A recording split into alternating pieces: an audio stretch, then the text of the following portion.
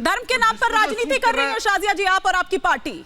धर्म और राजनीति को मिला दिया, धर्म का राजनीतिकरण कर दिया आपने। और दरअसल ये बूस्टर डोज आपको क्योंकि इससे मिल रहा है, इसीलिए आप इसको भुनाते ही रहना चाहिए। सुन लीजिएगा प्रोफेसर नवल किशोर, मैंने क्या सवाल किया है। शाजिया जी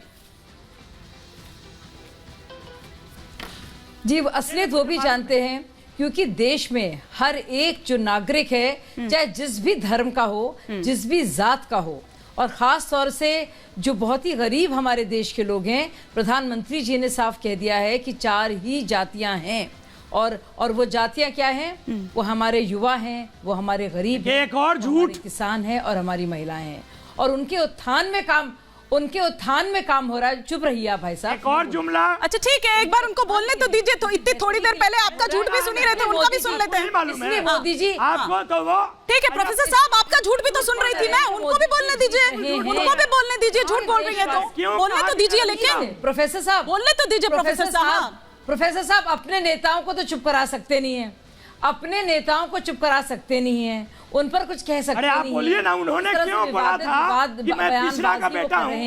उन्होंने क्यों बोला कि जिस तरह से बोल रहे हैं, जाएगा उस पर नहीं कहेंगे प्रोफेसर साहब, दाएं बाएं सब कहेंगे। डिफेंस नहीं कर सकते तो आपको लगता है प्रहार करो, बचाओ मुद्रा में आ नहीं सकते आप, बचाने लायक है नहीं आपके किसी भी नेता के बयान। इस तरह की बातें बेहुदा किस्म की प्रोफेसर साहब प्लीज। इसलिए आप क्या कर रहे हैं? आप एंकर पर, मीडिया पर, भाजपा पर अपने सारे कटाक्ष लगा रहे हैं। आप बनी नहीं, आप कंट्रोल नहीं, आप जी। और ये क्या, ये आपकी तहजीबी है, ये दिख रही है कि आप किसी को बात नहीं करने दे रहे हैं, आप किसी को बात नहीं करने दे रहे हैं।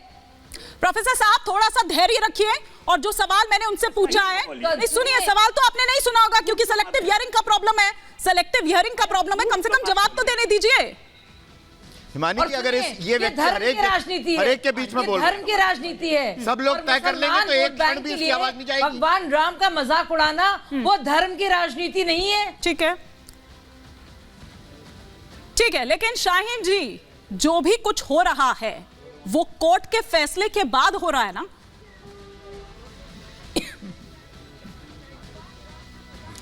हिमानी जी, मैं एक बात क्लियर करना चाहता हूं, सब लोग सुन रहे हैं, सभी साथी मेरे। हमारा राम मंदिर जो इस वक्त बन रहा है, इसका जो डिसीजन सुप्रीम कोर्ट ने लिया है, पहले क्लियर कर दूं मैं। ना ये बीजेपी ने बनाया है, ना हमारे मोदी जी का कोई फरमान था। इसका फरमान जो है सुप्रीम कोर्ट से की तरफ से किया गया, और उसके बाद जो हमारे मंदिर के जो वहाँ पे जो बड़े लोग हैं, जो संस्था चला रहा है यहाँ पे, तो उनके जरिए मंदिर का काम हो रहा है। मैं नहीं मानता कोई भी पार्टी, भारतीय जनता पार्टी हो, हमारी पार्टी हो, इंडिया गठबंधन हो, वोट बैंक का इसका इस्तेमाल करना चाहिए, या इसका नाम, इसके नाम से वोट लेना एक गलत बात है, क्योंकि एक साफ चीज है जो सुप्रीम कोर्ट ने अपने कानून में। लेकिन सर, माफी के साथ आपको बीच में इंटरवीन यहाँ पर कर रही हूँ, अगर वो उसके नाम पर वोट ले रहे हैं तो यहाँ जो इस तरह के बयान आ रहे हैं सर, ये भी तो वोट बैंक ही है। हाँ, क्या गाली देने का अधिकार मैं है?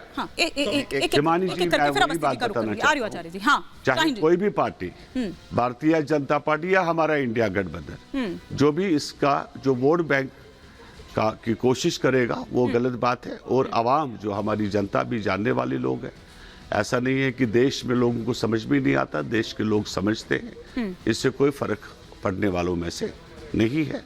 बल्कि हम ये मानते हैं कि सभी लोगों को धर्म का आधार करना चाहिए।